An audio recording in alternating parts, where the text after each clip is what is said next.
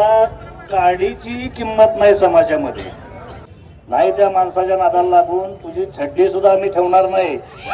अरे जयंत पाटील म्हणजे तुला काय आलतू फलतू माणूस वाटला का? तू कदाचित या वाळवा तालुक्यात कधी आता यायचा प्रयत्न कर.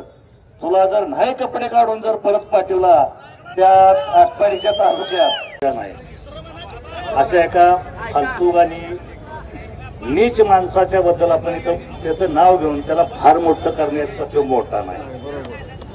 माननीय नामदार साहेबांच्या बाबतीत म्हणजे जयंत पाटलांच्या बाबतीत जो एखादा कुणी कुत्रा काहीतरी वायचाळ बोलतो, ज्याला काडीची किंमत नाही समाजामध्ये, जो आमचं कुलदैवत बिरोबाच्या देवळामध्ये वारेवाडीला जाऊन बिरोबाची शपथ खातो की मी भाजपला मी जरी उभा राहिलो तरी मतदान करू नका म्हणून सांगणारा जो कोणी कुत्रा असेल, त्या कुत्र्याला लाज वाटायला पाहिजे की आपण कुठल्या पातळीनं कुणावरती बोलतोय. अरे जयंत पाटील म्हणजे तुला काय आलतू फलतू माणूस वाटला का? नाही त्या माणसाच्या नादाला लागून तुझी छड्डी सुद्धा आम्ही ठेवणार नाही. तू कदाचित या वाळवा तालुक्यात कधी आता यायचा प्रयत्न कर. तुला जर नाही कपडे काढून जर परत पाठवला त्या आटपाडीच्या तालुक्यात तर तुला पुन्हा सांगितलंय म्हणजे तू पुढच्या वेळेस तू तेवढा जत तालुक्यातनं निवडून येऊन दाखव. हे माझं तुला चॅलेंज आहे उघड. या बाबतीत मला काय जास्त बोलून त्याची एवढी मान उंचवण्यासारखी तो एवढा मोठा बाडवा नाही. तो अतिशय नालायक आणि लबाड माणूस आहे. आणि मगाशी कुणीतरी काना मात्र नसणारा म्हणणं जे म्हणले, काना मात्र म्हणणं हे चुकीचं आहे. काना मात्र नसणाऱ्याने सुद्धा शिंगरुबाच्या ह्याच्यातला वाढ दाखवली, ते काना मात्र नसणाऱ्याने दाखवली. त्याच्यामुळे सगळ्या धनगर समाजाला तुम्ही वेठी धरून हे काहीतरी चुकीचे वक्तव्य करू नका. ज्यांनी कुणी काय केलं त्याच्या बाबतीत आम्ही आहे. आणि मगाशी आमच्या लालासाहेबांनी सांगितलं की ते जाऊन तिथं पाय काढूया. चला आत्ता तयारी करूया, त्याच्या आईला धरून कुठं असेल तिथं त्याला आत्ता विषय तो नाही. पण एकासाठी तुम्ही सगळ्यांना काना मात्र घेऊ नका.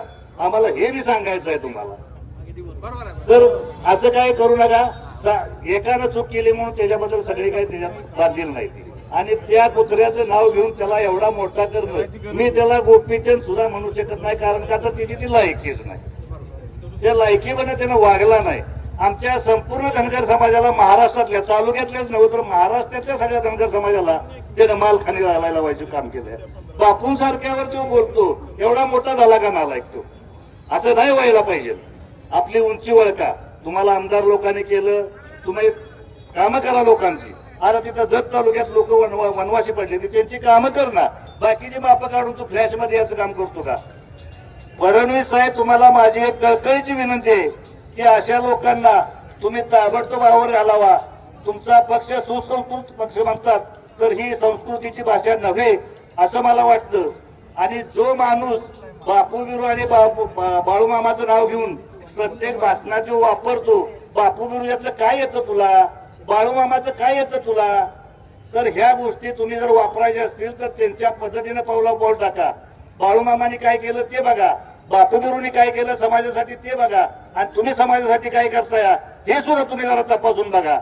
आम्हाला जास्त बोलायला लावू नका. आम्ही बोलतो, थोडकंच बोलतो, पण कार्यक्रमच करतो. एवढंच लक्षात घ्या आणि एवढंच आम्हाला सांगायचं. अत्याधुनिक आणि सर्व सोयी सुविधांयुक्त रुग्णांच्या आरोग्याची काळजी घेणारं आपलं हॉस्पिटल लक्ष्मी नारायण हॉस्पिटल. संपर्क 023 42 22 57 75.